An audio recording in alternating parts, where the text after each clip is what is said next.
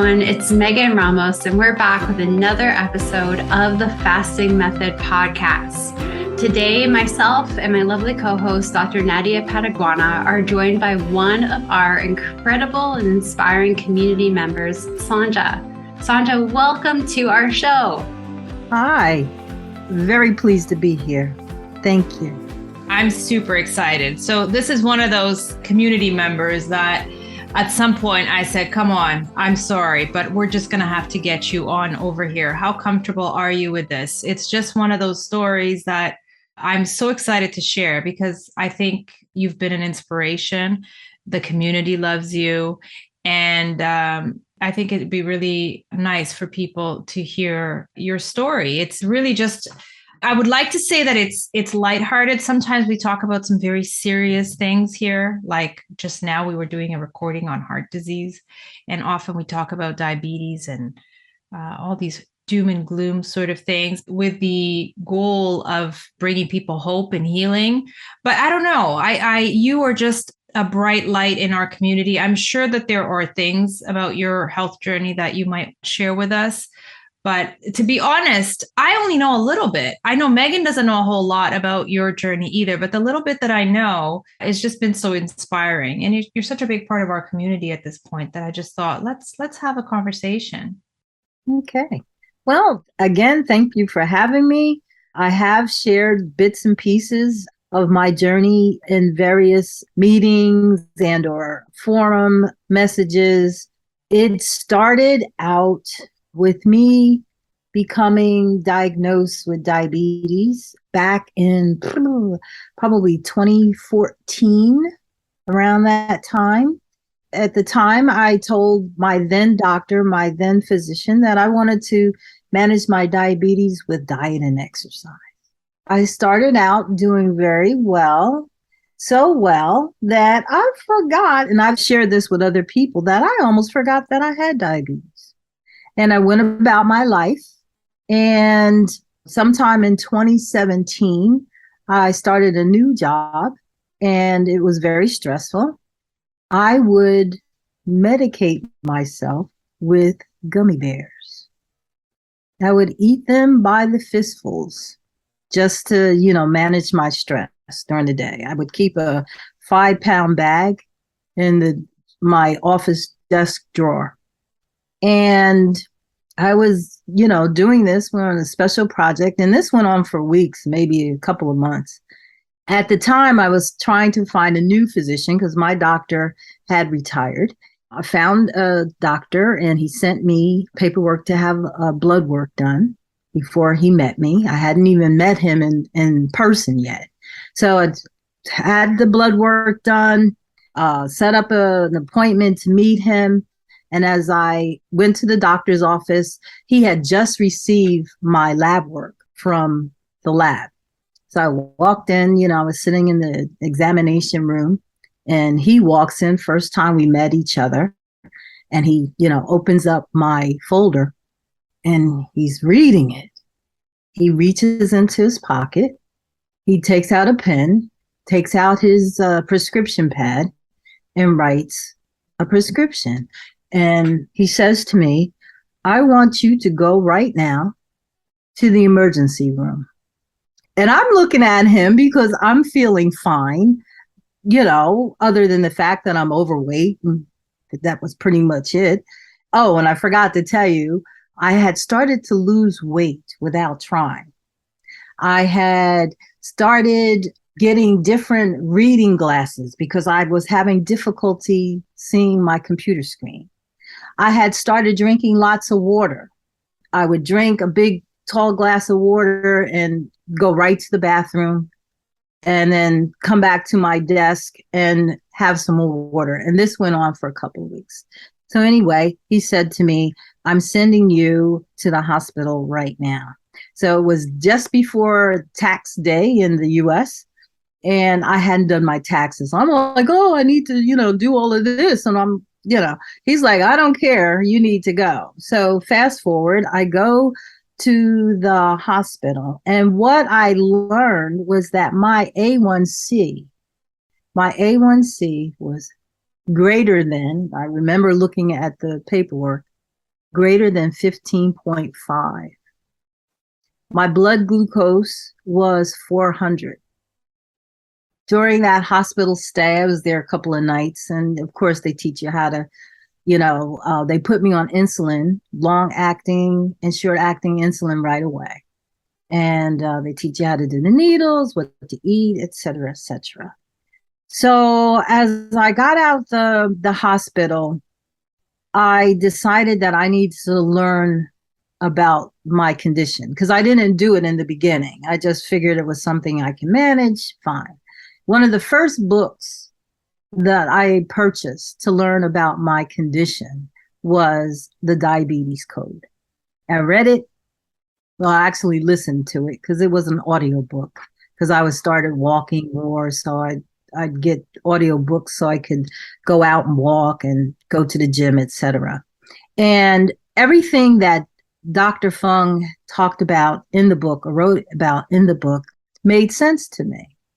But I wanted to continue to eat the way that I was eating, all the junk foods and things that I thought were still healthy for me. So I put that on the shelf and just, decided that I was going to do my own thing. So as the years went on, I would, do a little better, then not do a little better. In terms of medications, I was on 2 types of insulin. Then they put me on metformin because, my A1C, when I would go back for my checkups, it would go up a little bit. So I was on 2 types of insulin, then metformin. Then they took away 1 type of insulin, the short acting, and then I got put on Rybelsus because I was still gaining. After I had stopped losing weight because I had started with the insulin, I was packing on the pounds and I was just getting bigger and bigger. I would spend hours at the gym, spin classes, lifting weights, walking on the treadmill, all those things. But I would lose a little weight, but I was still getting bigger. And I had gotten to the point where family members who loved me, I was just getting bigger. And one day, near the end of the pandemic, as we got to the end, I had taken an aunt shopping and she likes to buy me things. And we had seen this cute little dress at one of the department stores. And she said, "Oh, this is really cute. Why don't you get one? I'll buy it for you." And I was like, "Oh, okay. Well, thanks." So I went searching for my size and I couldn't find what I thought was my size. She reaches in, pulls out the same dress, and it was humongous. It was like 3 of us could fit into it. And I said, "That's too big for me." She said, "Oh, no, it's not." She said, "You'll fit it because your stomach is big. You're really big."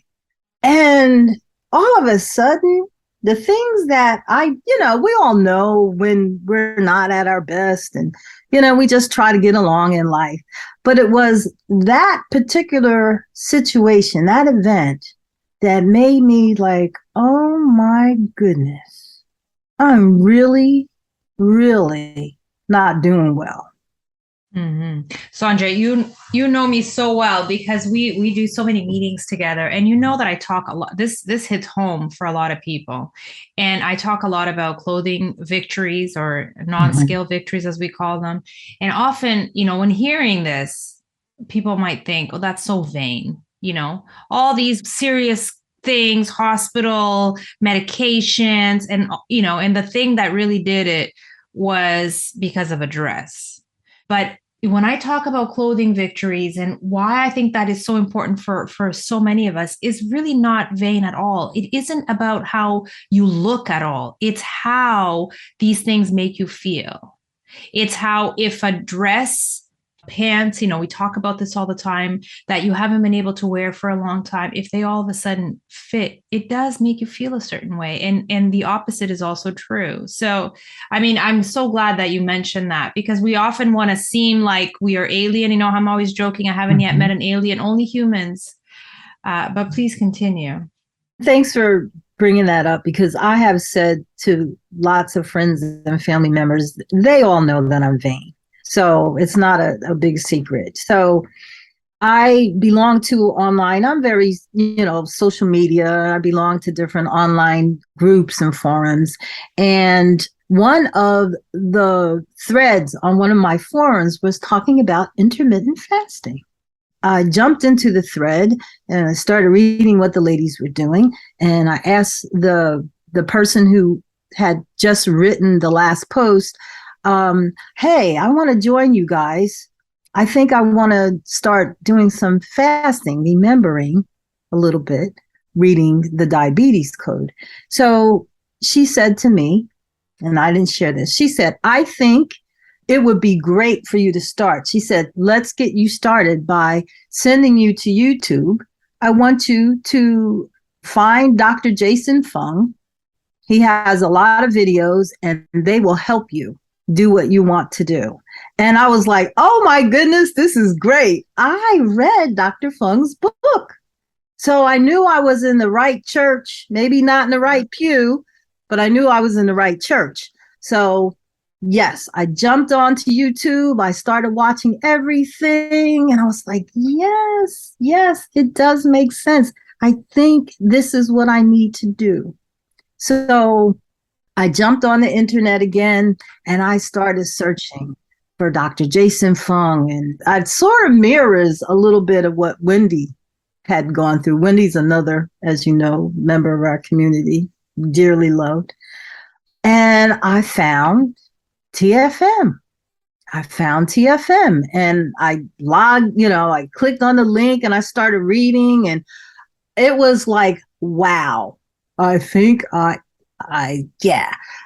checked my checking account to make sure I had enough money to join. And September 28th, 2021 was the day I joined TFM. Are you kidding me? It's exactly 1 year today that we are, it's not, you guys are going to hear this in a couple of weeks, but that's today. That's 1 year. Yes. Hallelujah. Oh goodness. I just got major goosebumps. Yeah, we didn't know that going into I did not know that. Today is the day. Today is the day. Oh wow. Yeah. It has joining TFM, and I'm going to just go out there and just say, you and Megan, as well as the other coaches, you guys are Megan and Nadia are the golden girls. You are my golden girls because everything that I've learned, everything that has changed my life, I've gotten from you guys. So September 28th, 2021, just prior to, as I just mentioned, when I was on the forum thread with the young lady that said, I want you to watch these videos of Jason Fung, I had done a little fast just to see how I would do. And I can tell you, I don't want to jump ahead because I don't know what questions you're going to ask, but I had started trying to lose weight and reverse this because I didn't want to take diabetes medications. I didn't want to take any medications. I grew up with a very dear uncle and aunt who, when I would go visit, their kitchen table was covered with medications and prescriptions. They couldn't even sit down and have a proper dinner because their kitchen table was loaded with drugs. And I didn't want to live my life that way. And I felt that was where I was headed.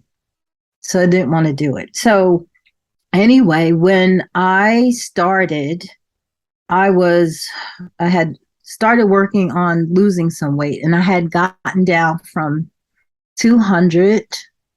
I know that I was over 220 pounds. At that point, I had stopped getting on the scale. All right.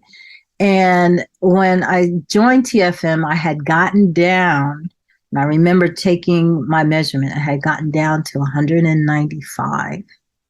And it wasn't until after I started fasting, because my why was huge. I wanted to reverse my diabetes. I wanted to eliminate those medications I had to take, including I was on a statin and high blood pressure medication. I wanted to eliminate all of that. And not to jump ahead, today, a year later, not one drug do I take.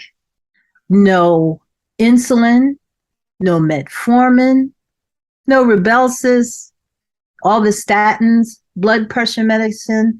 I have them. They're in a shoebox in my bedroom, but I have not taken them since October of 2021. So 1 month after you joined us. Yes. Okay, you're going to have to tell us what you did. It's just totally wild because we've had people on insulin for like 30 years, 1 week. That's it. And that's like this drug that they thought they were dependent on for life. 1 week, 3 weeks, 4 weeks, maybe 6 weeks, depending. It's just so wild. So sorry, I didn't mean to cut Nadia off there, but Nadia was going exactly, where my mind was going and where every single person listening is going. What did you do? Like, so you say fasting and changing the diet. You got to help out our listeners here. They want to know exactly what you did.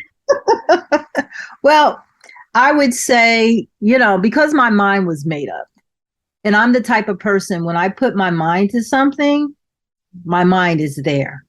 I started out with TRE, 16.8 and 18.6 for about 2 weeks. And then I put the pedal to the metal. I increased my fasting hours from 20 hours to 24. And that was about 2 weeks. And then like in October, I jumped right into 30-16, which was recommended to me by Coach Larry. I think I did it for like 2 days and it just didn't. I said, I think I could do a little more. And then I jumped into 42s and then 66s and then 77s. And I just did that. I was already doing pretty well with my food. I had cut out the flour. I had cut out, grains. I didn't eat bread. I cut all sugar out of my diet, all of it. No processed food at all. When I went into a grocery store, I stayed in the produce section, and that was it. I pretty much adopted the way of eating, the whole foods, good healthy fats. And it didn't take me long to get used to that way of eating. And when I wasn't fasting, I ate. I ate good, full, satiating meals. I, learned from TFM that it wasn't about counting calories. And that was great for me because I like to eat. And I just ate, kept my meals, no snacking, no grazing. I was really good. You guys would be really proud of me because I listened to what you all had to say and I followed it. I stayed consistent. Family members couldn't, they asked questions. Hey, this is what I'm doing. You got a problem? That's not my problem. That's your problem. And I knew that, going out to dinner, social situations was not what I needed to do while I was trying to heal. So cooked at home, followed the protocols, and stayed consistent. And that's how I got to where I was. My first A1C test, bought a little home kit, and that was in March. And I had gone from 6 A1C, the last blood work that my doctor had done was a 6, and I went down to 5.5. I'm laughing a little bit here because it's so funny how, first of all, I can attest to your statement of consistency because I've known you for a year. You were consistently there. I always talk about how nobody's journey is linear. And so sometimes when you hear people like Sonja, you know how I say this all the time, right? People go, oh, she's one of those. As in like, I would never be that perfect. You're not perfect. No. You show up when you have good days. You show up when you don't have good days. And the laughing is because just a little while ago, you were mentioning an A1C of more than 15.5, but then you're going from reversing diabetes to no longer being at risk for diabetes to now your goal. And I know this is your goal now. And this is an important topic for me, and for Megan as well, because now your challenge, quote unquote, it's a challenge that you've taken on gladly, is to, first of all, optimize your health. So now we're no longer talking about reversing diabetes, or we're talking about ideal health. We're talking about an A1C of below 5.5. And I know you were a little upset the other day because I don't know, you're doing some maintenance playing, right? Like trying to figure out, okay, what does maintenance look like for me? What do I got to do now? And I think, I don't know, your A1C went from 5.5 to 5.6 or something like that. And you wanted it at 5.3 or something. I mean, and I think that's where you're at right now. And do I think you're going to get there? No doubt about it. But consistency is what I hear. Tell us a little bit more about that. What does that mean to you, being consistent? And what does your maintenance journey look like now? Because that's what you're now facing in a year, shockingly, how you got there in a year. And how so many people get there in a year. But tell us a little bit about this maintenance for you right now and your consistency. Maintenance for me, and I don't even call it maintenance. I call it, I guess you could say maintenance, but it's just like living the life. I'm actually interested in hearing what you call it, because I call it maintenance, but it's really important that it be defined by whatever it means to you. Like, what is the rest of your journey look like for you?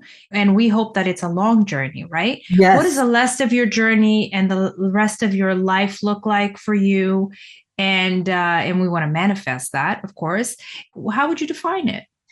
I would, and this is funny because I mentioned this in one of our meetings where I described this journey, this part of my life, as I've gotten married. I've married this way of life. And I don't believe in divorce. So I'm married to this way of life. I mean, how could I not be with what I've experienced? My lifestyle, if you will, is a part of who I am. And no matter what goes on in my life, and we all have stressors and, things that happen to us. Nobody really knows what goes on in my life. You just see a smiling face and, happy cheeks. But yes, I do have stress, but nothing is going to break up this marriage. And that means dealing with the bad days, the good days, and being grateful for the time that I'm given. And that means taking all of the things that I learned through TFM, through the coaches, through Megan, through Dr. Fung, and building a toolbox. You know how we talk about our toolbox. These are the things, the collection of habits, of skills, of all those things that I utilize every day. I made it part of who I am. And I also know that I can't give this up. I can't stop it. How can I say this? This is a lifestyle that I'm committed to until the day I die. If I want to stay on a healthy path, this is what I have to do. And I wish I had known sooner what I know now. And maintenance to me just means showing up. And we've heard this phrase before, showing up every day for not eating at a certain amount of time. There's the time to eat and the time to fast. And in between, there's no snacking. There's no grazing. Yes, I had a little thing with macadamia nuts recently, and I think that was one of the things that made my A1C go up. And I was experimenting with a few things, pulling some things back into my diet that I had eliminated, and seeing that okay, I'm not ready for that yet. And accepting it. Some people don't want to accept that they can't eat certain foods anymore. And I have, yes, everyone's different, and N equal one. But I implore some of those people that struggle that sometime it just means that what you used to do, you can't do anymore if you want to be healthy. And some people haven't gotten that yet, but I've accepted that. I like the way I look. I like the way I feel. I saw an aunt yesterday that I hadn't seen in years because she lives a far distance from me. And she recently relocated back to our hometown. I went to see her yesterday. She opened the door and she said, "What happened to you? Where'd you go?"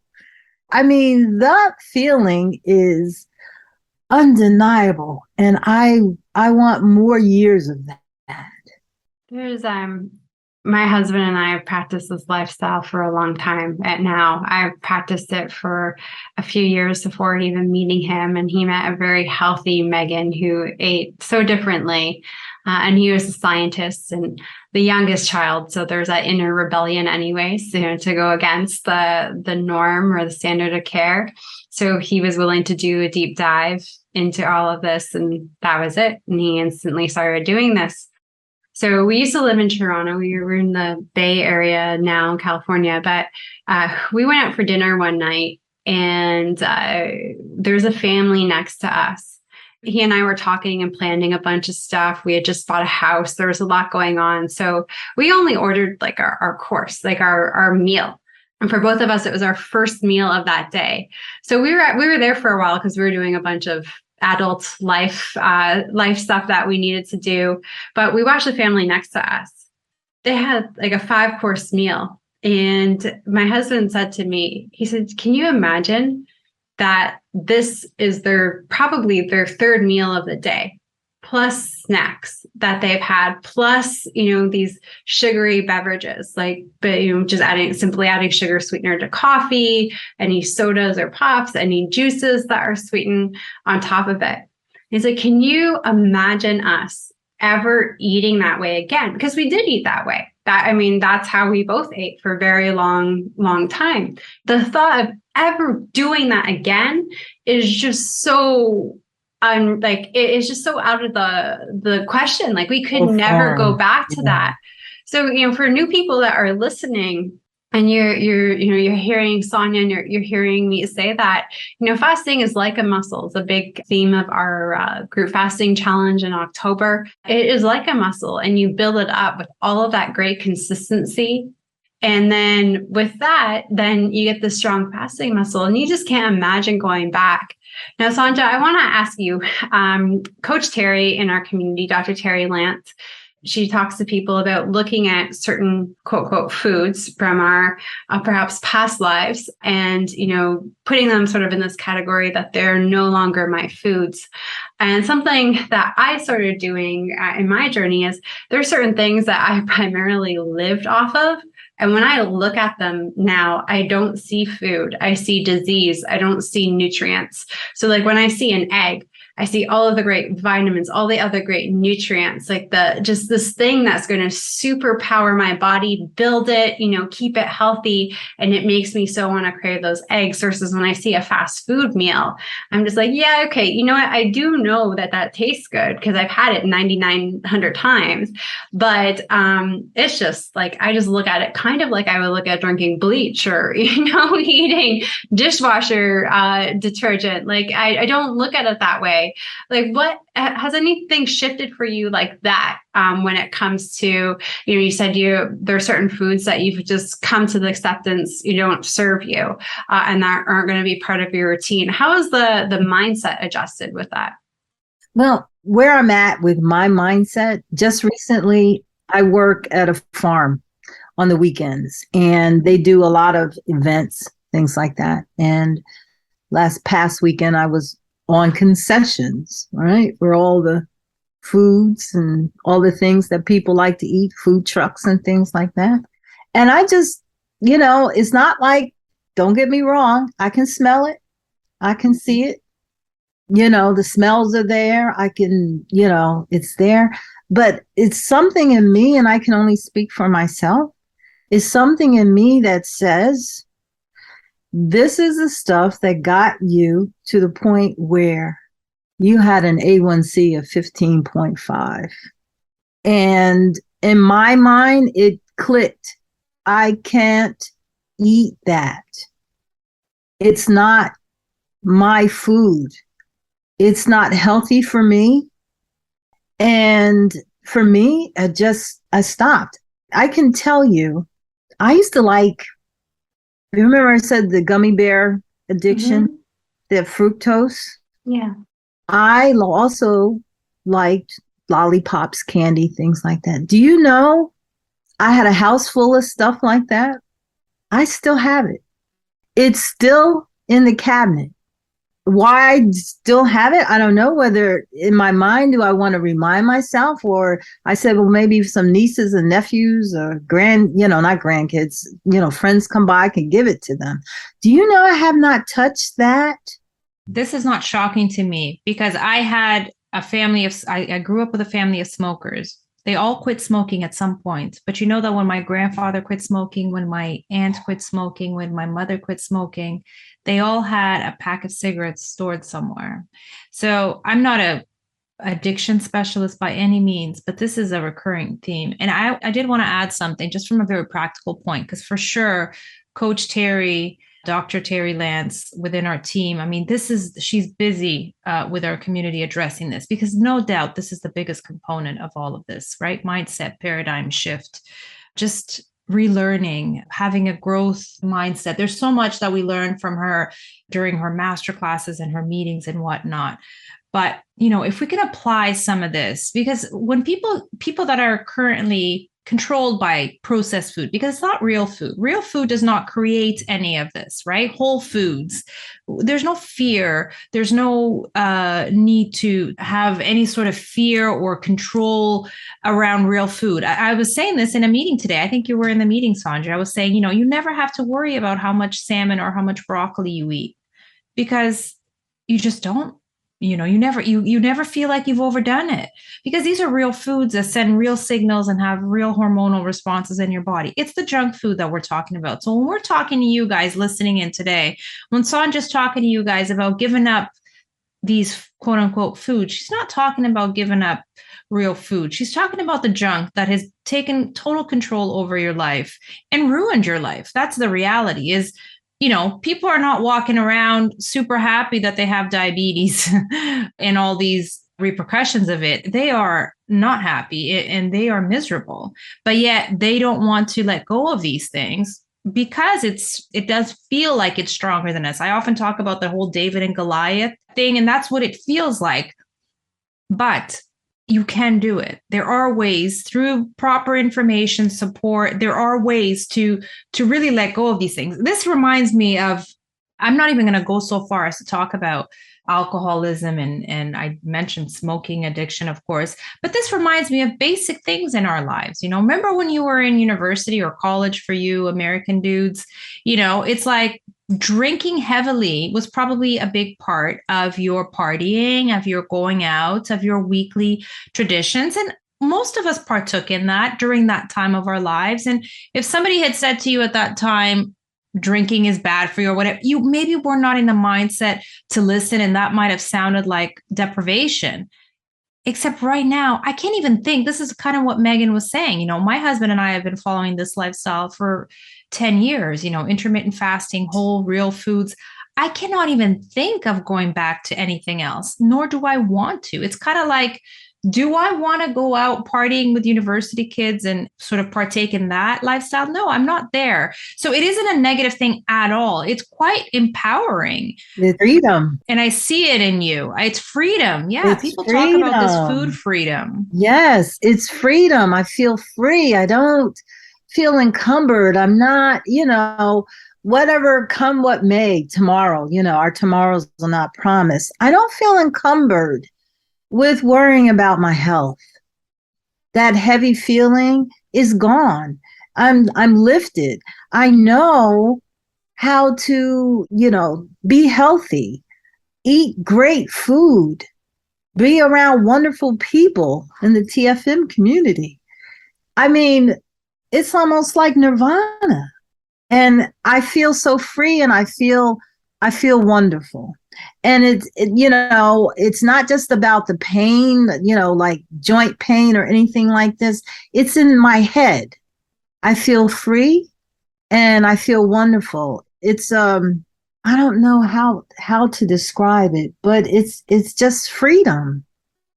Freedom to live and not be overweight. Freedom without having to take medications. Not saying that I'll never have to take a drug again, but I'm at a point a year later where I have never felt better in my life. And, some people may not know, but I'll be 65 in January. And this is the best that I've felt that I can remember. And I'm looking forward to the rest of my life following this way of life. It's been so cool to go through this so young in some weird ways, since I've been so empowered with all this lifestyle interventions to make sure that at 30, I was healthier than 20. And 40 is very much right around the corner. And I'm going to be healthier than I was at 30 and at 20. And that just makes me so excited. It makes me excited for these kids that we're working on having. It makes me excited for the grandkids. It makes me excited, about those retirement days. Like, I don't necessarily, you can't stop everything, but you can really minimize a lot of health risks through lifestyle. And it just a huge burden off. Then there's so much stress in the world right now.